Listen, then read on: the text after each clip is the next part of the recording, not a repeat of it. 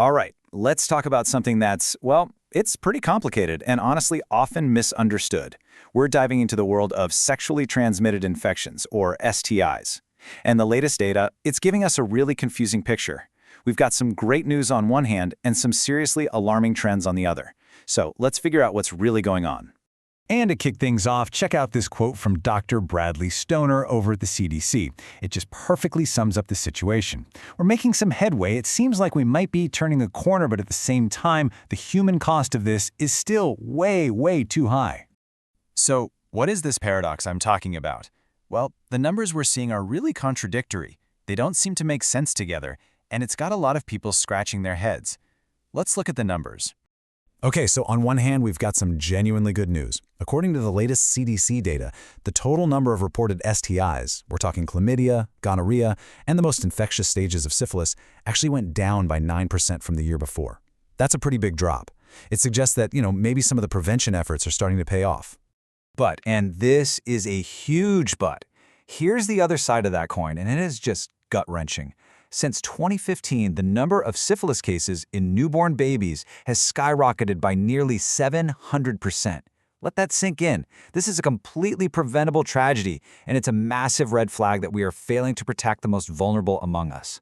And let's not get too carried away by that 9% drop, right? Because we're still talking about more than 2.2 million reported cases in just 1 year. That is a massive number. The strain on our healthcare system and the impact on millions of people's lives is just immense. This is not a small fringe issue. So to really get a handle on all this, you have to understand that not all STIs are the same. They're not just one big, scary thing. They actually fall into 3 very different categories. And knowing the difference is key to understanding, well, everything else we're going to talk about. Okay, this chart breaks it down perfectly. First, you've got your bacterial STIs. Think chlamydia, gonorrhea, syphilis. The key thing here, they are curable. With antibiotics, we can knock them out. Then you have viral STIs like herpes, HIV, HPV. Now, these are different. They are treatable. We have medications to manage them, but they're not curable. They stick around. And finally, you have parasitic STIs, which are also curable. That distinction, curable versus treatable, is absolutely crucial. And let's quickly touch on these parasitic ones, because they're the ones people often forget about. Yeah, we're not talking about a virus or a bacteria here. We're talking about tiny living organisms. A protozoan, mites, even little insects. They're usually spread through close contact, and they're another piece of this whole puzzle. All right, now for something that honestly surprises a lot of people. We tend to think of STIs as being a very localized problem, but that's a huge misconception, and it can be a dangerous one. Let me ask you a question.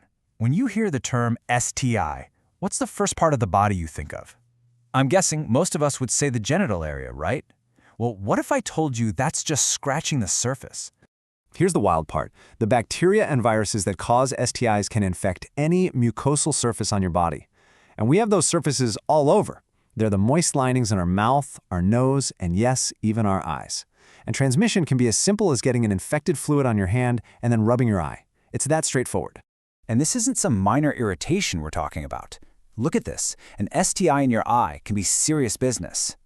You can see how chlamydia and gonorrhea cause 2 different types of conjunctivitis. With chlamydia, you might get a sticky discharge and a gritty feeling.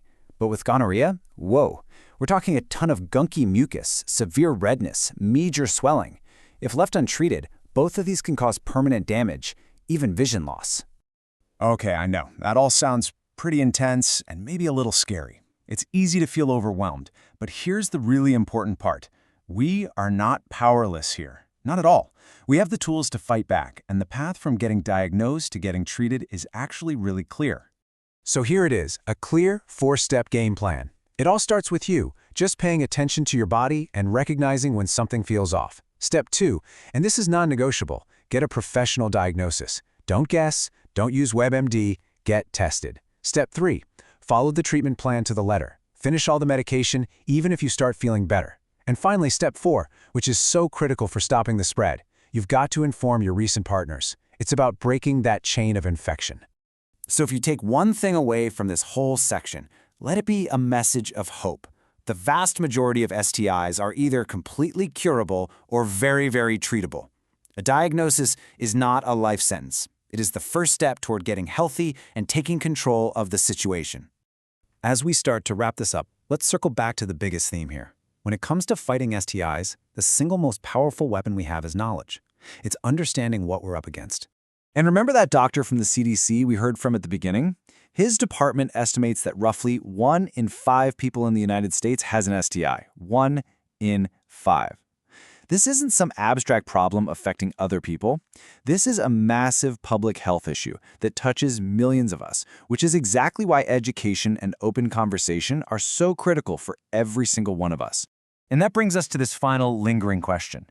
We have the tests, we have the medications, we know how to prevent these things, and yet we're still seeing these absolutely devastating outcomes, like that 700% spike in newborn syphilis. It forces us to ask a much bigger question. What's really standing in the way? Is it stigma? Is it a lack of access to healthcare? Is it education? What's it really going to take to stop these tragedies?